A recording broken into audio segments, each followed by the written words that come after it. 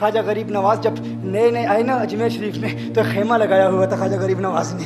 خیمے میں خواجہ غریب نواز عصر سے لے کر مغرب کے وقت تک روتے رہتے تھے. ایک نوجوان اجمیر سے باہر گیا ہوا تھا پڑھنے کے لیے, کچھ عرصے کے بعد واپس آیا اور اس خیمے کے قریب سے گزر ہوا اور گزرا تو رونے کی آواز آئی. فوراً دیکھتا ہے کہ خواجہ غریب نواز رو رہے ہیں, ابھی غیر مسلم ہے, اسلام قبول نہیں کیا. فوراً گھر جاتا ہے, ماں سے پوچھتا ہے, ماں یہ مسلمانوں کا گرو کیوں روتا ہے, مسلمانوں کا بابا کیوں روتا ہے؟ میں ہر روز گزرتا ہوں, عصر سے مغرب کے مابین جو وقت ہے یہ روتا ہے. ماں نے کہا جاؤ اس سے پوچھ لو کیوں روتا ہے. وہ نوجوان خواجہ غریب نواز کے خیمے کے اندر آیا, کہا بابا میں ہر روز یہاں سے گزرتا ہوں, آپ کے رونے کی آواز آتی ہے, بتائیے آپ کیوں روتے ہیں؟ کہا جاننا چاہتے ہو میں کیوں روتا ہوں؟ میں نے ایک مدت اپنے مرشد کے ساتھ گزاری ہے, مرشد کی خدمت میں گزاری ہے, مجھے اپنے پیر کی یاد رلاتی ہے, پیر کی یاد رلاتی ہے. میں عصر سے مغرب کے وقت تک اپنے مرشد کی یاد میں روتا رہتا ہوں. اس نوجوان نے کہا اچھا میں نے تو سنا تھا کہ انسان کو جب درد ہوتا ہے, تکلیف ہوتی ہے تو تکلیف انسان کو رلاتی ہے, آپ کو تو محبت ہے, یہ محبت میں بھی انسان کو رونا آتا ہے؟ کہا ہاں ہاں ہے نوجوان, انسان محبت میں بھی روتا ہے. کہا تو پھر مجھے بھی رونا ہے, میں بھی رونا چاہتا ہوں, مجھے بھی رونا سکھا دیجئے. کہا تو رونا چاہتا ہے؟ رونا چاہتا ہوں. کہا ٹھیک ہے, دو شرطیں ہیں, مسلمان ہو جا اور میرا مرید ہو جا. کہا میں ماں سے اجازت طلب کروں گا. ماں کے پاس گیا اجازت لینے کے لیے. ماں نے کہا تو ضدی ہے, جب تو ارادہ کر لیتا ہے, جو ارادہ کرتا ہے تو پورا کرتا ہے, جا جو کرنا چاہتا ہے کر لے. خواجہ غریب نواز کے بارگاہ میں حاضر ہوا, عرض کرتا ہے بابا میں پھر مسلمان ہونا چاہتا ہوں, مجھے مرید کر لیجئے. خواجہ غریب نواز نے مرید کر لیا, خواجہ غریب نواز کا مرید ہو گیا. اب خواجہ غریب نواز نے کہا اب وقت سارا میرے ساتھ گزرے گا, ناشتے کے وقت خواجہ غریب نواز کے ساتھ, سحری کے وقت خواجہ غریب نواز کے ساتھ, سحر کے وقت خواجہ غریب نواز کے ساتھ, پورا دن اسے خواجہ غریب نواز کے قرب کی کچھ ایسی عادت ہو گئی, خواجہ غریب نواز کا دیوانہ ہو گیا, ان کا عاشق ہو گیا. کچھ عرصہ گزرا, خواجہ غریب نواز نے فرمایا اب تیرے لیے 3 دن کی چھٹیاں ہیں, 3 دن کے لیے چھٹیاں ہیں, 3 دن کے لیے چلا جا.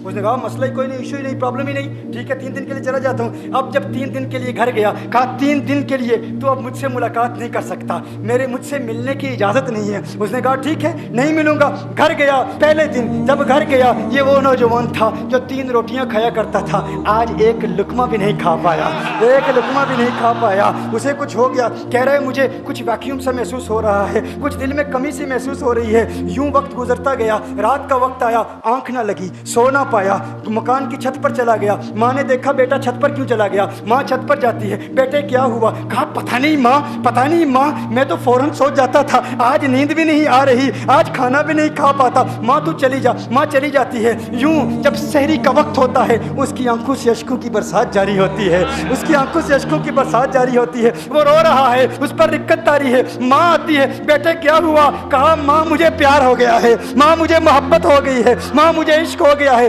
جا غریب نواز کے پاس, کہا مجھے بلا لو. اب یہ جدائی برداشت نہیں ہوتی, اب مرشد کی جدائی برداشت نہیں ہوتی. ماں فوراً خواجہ غریب نواز کی بارگاہ میں حاضر ہوتی ہے. کہا میں نہیں جانتی ہے مسلمانوں کے بابا, تو نے میرے بیٹے کو کیا دے دیا, تمہارا تعلق نہیں سمجھ پاتی, تمہارا رشتہ نہیں سمجھ پاتی, لیکن وہ تو رو رہا ہے, کہتا ہے واپس بلا لو. خواجہ غریب نواز نے کہا نہیں نہیں ابھی وقت نہیں ہے, میں اپنی زبان میں کہتا ہوں. گویا کہ خواجہ غریب نواز نے کہا ہوگا ابھی تو ابتدائی عشق ہے, روتا ہے کیا, آگے آگے دیکھ ہوتا ہے کیا. تیری تمنا تھی, تیری خواہش تھی کہ محبت میں رونے کی عادت ہو جائے, ابھی تو ابتدا ہے. ماں کو واپس بھیج دیا, کہا واپس چلی جا. اسے کہا ابھی اجازت نہیں ہے, وہ واپس چلی جاتی ہے. بیٹے کو بتاتی ہے کہ ہے میرے بیٹے, وہ تو اجازت نہیں دے رہا. کہا ماں سن لے, اب اگر نہ بلایا تو میں مر جاؤں گا, یہ محبت مجھے مار ڈالے گی. ماں اگر مجھے زندہ دیکھنا چاہتی ہے تو میرے مرشد کو راضی کر لے, میرے مرشد کو بتا دے اب یہ جدائی برداشت نہیں کر سکتا. ماں فوراً غریب نواز کی بارگاہ میں حاضر ہوتی ہے. کہا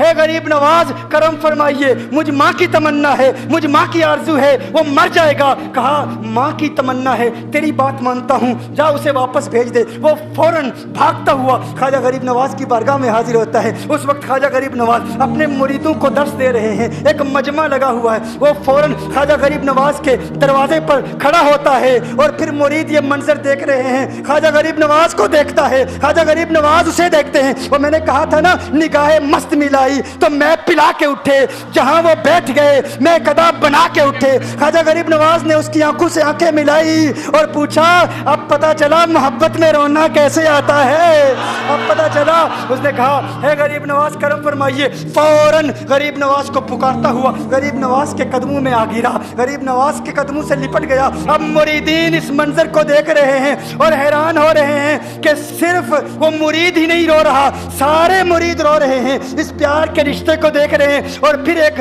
عجیب و غریب منظر، خواجہ غریب نواز نے کہا آج رات تو نے کھانا کھایا تھا؟ کہا نہیں کھایا تھا، نہیں کھایا تھا۔ خواجہ غریب نواز نے فرمایا میں نے بھی نہیں کھایا تھا، میں نے بھی نہیں کھایا تھا، میں نے بھی نہیں کھایا تھا۔ پھر خواجہ غریب نواز نے فرمایا آج رات سویا تھا؟ کہا نہیں سویا تھا۔ کہا آنکھ مجھے بھی نہیں لگی، نیند مجھے بھی نہیں آئی۔ یہ منظر سب مرید دیکھ رہے ہیں، وہ مرید بھی رو رہا ہے اور خواجہ غریب نواز کی آنکھوں میں اشکوں کی برسات جاری ہے۔ یہ وہ رونے والوں کا مقام ہے۔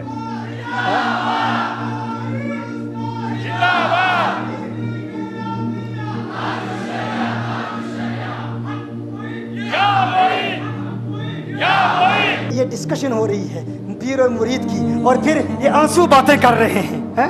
میری داستان حسرت وہ سنا سنا کے روئے، میری داستان حسرت وہ سنا سنا کے روئے، میرے آزمانے والے مجھے آزما کے روئے۔ کوئی ایسا اہل دل ہو کہ فسانہ ہے محبت میں اسے سنا کے روؤں، وہ مجھے سنا کے روئے۔ میں اسے یہ رونے، اور ہم رونے پہ آ جائیں تو دریا ہی بہا دیں۔ یہ چشتیوں کا رونا ہے، ہم رونے پہ آ جائیں تو دریا ہی بہا دیں۔ شبنم کی طرح ہمیں رونا نہیں آتا۔